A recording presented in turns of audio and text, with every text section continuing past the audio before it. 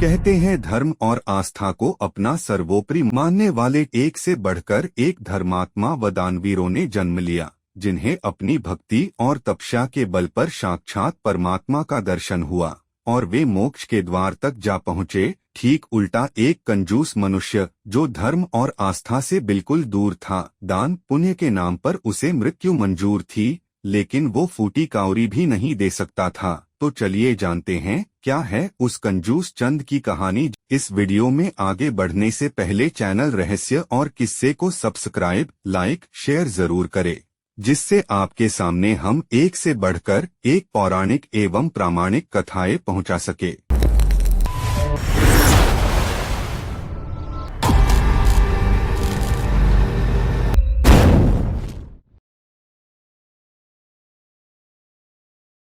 एक समय की बात है, किसी गांव में बहुत ही कंजूस व्यक्ति रहता था और उसकी कंजूसी को देखते हुए गांव वाले उसे कंजूस चंद के नाम से बुलाया करते। कहते हैं कंजूस चंद से भगवान भी हार गए। कंजूस चंद के पास धन तो बहुत था, लेकिन उसने अपनी जीवन में कभी किसी को दान नहीं दिया।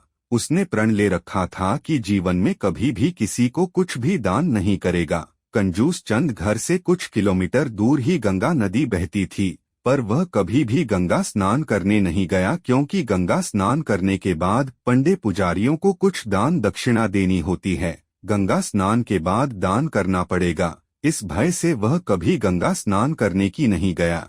उसकी पत्नी उसे दान पूर्ण करने के लिए कहती थी, लेकिन वो उल्टे पत्नी से कहता था, इतनी बड़ी दुनिया में हमारा छोटा सा दान देने से क्या होगा।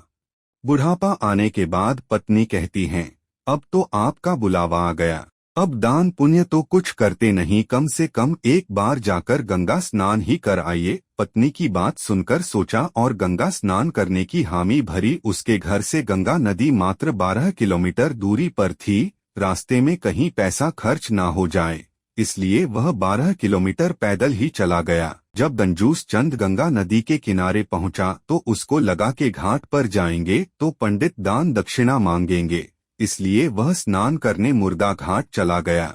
मुर्दा घाट बिल्कुल ही सुनसान था। उसने चारों तरफ नजरें पसार कर देखा, दूर दूर तक कोई नहीं दिखा। उसने जल्दी से गंगा जी ने एक डुबकी लगाई। भगवान नारायण जो घट घट के वासी हैं, वह सब देख रहे थे।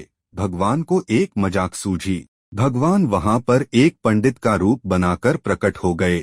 जैसे ही कंजूस चंद डुबकी लगाकर बाहर निकला, पंडित रूपी भगवान बोले, यजमान की जय हो। पंडित को देखते ही कंजूस चंद की आंखें चौड़ी हो गई। वह बोला, हद हो गई, पंडित लोग मुर्दा घाट को भी नहीं छोड़ते। पंडित ने बताया, मैं एक गरीब संतोषी ब्राह्मण हूँ और एकांत में यहाँ मुर्दा घाट पर ही पड़ा रहता हूँ। यहाँ पर कभी कभी आपके जैसा कोई यजमान आ जाता है और मेरा साल भर का इंतजाम इकट्ठे ही कर देता है। आज आप आए हैं, आपको मेरा 1 वर्ष का इंतजाम करना है। कंजूस चंद बोला, मैं इतना दान नहीं दे सकता। पंडित जी बोले, दान तो अपनी श्रद्धा के ऊपर होता है, इसलिए आप 6 महीनों का इंतजाम कर दीजिए। कंजूस चंद बोला, मैं 6 महीनों का इंतजाम भी नहीं कर सकता। पंडित बोला, तो 3 महीने। कंजूस चंद बोला, नहीं।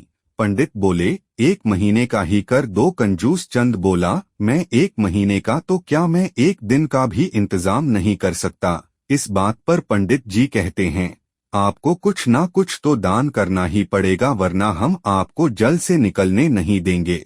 हार कर कंजूस चंद बोला, मैं दान करूंगा, फिलहाल इस वक्त मेरे पास अभी तो कुछ नहीं है। आप मेरे घर आकर 1 आना ले जाना। पंडित जी ने कंजूस चंद को 1 आना दान करने का संकल्प दिलवा दिया।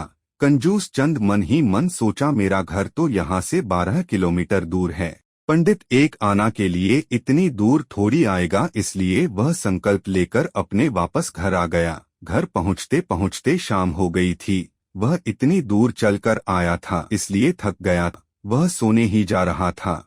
तभी उसके दरवाजे पर पंडित जी ने दस्तक दी। पंडित जी बोले, जजमान की जय हो। कंजूस चंद की पत्नी ने दरवाजा खोला। वह पंडित को देखकर लौटी और कंजूस चंद से पूछी, आपने किसी पंडित को कुछ दान देने का संकल्प लिया है? वह पंडित जी अपना 1 आना लेने दरवाजे पर खड़े हैं। कंजूस चंद ने सोचा वह पंडित एक आने के लिए इतनी दूर तक आ गया। कंजूस चंद ने पत्नी से कहा, जाकर उस पंडित से कह दो कि जजमान बीमार है, वो 3-4 दिन बाद आए। पत्नी बोली, एक आने की ही तो बात है, क्यों नहीं दे देते? कंजूस चंद बोला, मैं किसी को फूटी काउरी नहीं देने वाला, जाकर उससे कह दो जजमान बीमार है। पत्नी ने दुखी जैसा मुंह बनाया और पंडित से जाकर बोली, महाराज मेरे पति आज इतनी दूर पैदल चलकर आए हैं, वे बहुत थक गए और बीमार है, इसलिए आप 3-4 दिन बाद आइए। पंडित जी बोले, धन मिले या ना मिले, वो हमारे जजमान है, जजमान बीमार हो और बंदा चला जाए, ऐसा नहीं हो सकता। जब तक वह स्वस्थ नहीं हो जाते तब तक हम यहीं रहेंगे, हमारा यहाँ रहने का इंतजाम करवा दीजिए, हम यहीं पर प्रसाद बनाएंगे और यहीं पर भजन करेंगे। पत्नी लौटकर गई और उसने कंजूस चंद को सारी बात बताई कि वह पंडित कह रहा है, जब तक आप ठीक नहीं हो जाते वो यहीं रहेंगे। पत्नी पति को समझाती बोली, किसी पंडित को दरवाजे पर रखने से अच्छा एक आना देकर उसे रवाना कर दें। इस बात पर कंजूस चंद अपनी पत्नी से गुस्से में बोला, एक आना मुफ्त में आता है, उस पंडित को फूटी काउरी नहीं दूंगा, उस पंडित को जाकर बोल दो कि जजमान मर गए।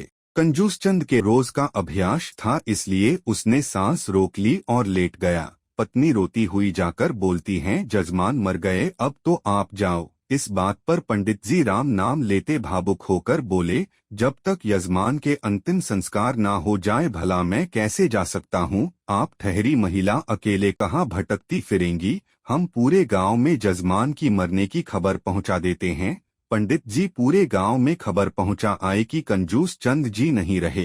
पूरा गांव जवार कंजूस चंद के दरवाजे पर इकट्ठा हो गए और कंजूस चंद एक आना बचाने के लिए मुर्दा बना पड़ा था।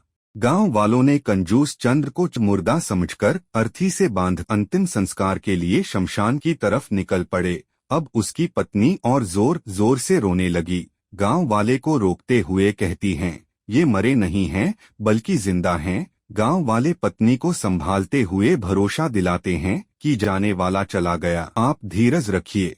पत्नी की लाख मना करने और रोने पर किसी ने उनकी एक ना सुनी। गांव वाले कंजूस चंद की अर्थी लेकर मरघट पहुंच गए। कमाल का इंसान था कंजूस चंद, इतना होने के बावजूद भी अपनी सांसें रोक मुर्दा बना पड़ा था।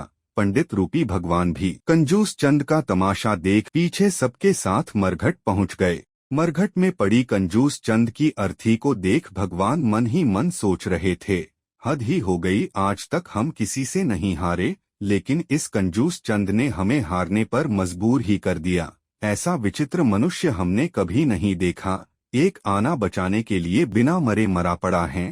हद तो तब हो गई, कंजूस चंद को चीता पर लेटाकर उसके ऊपर लकड़ियां डाल दी गई और मुख अग्नि जैसे ही लगाने लगे। पंडित रूपी भगवान बोले, कंजूस चंद जी हमारे जजमान थे, हम इनकी मुक्ति के लिए इनके कान में कुछ बोलना चाहते हैं। चीता पर लेटे कंजूस चंद के कान के पास जाकर भगवान बोले, मैं भगवान विष्णु हूँ, मैं बैकुंठ से तुम्हारा नाता जोड़ने आया हूँ। कंजूस चंद भगवान विष्णु का नाम सुनकर धीरे धीरे अपनी बंद आंखें खोली, सामने देखा पंडित हैं, फिर से अपनी आंखें बंद कर ली।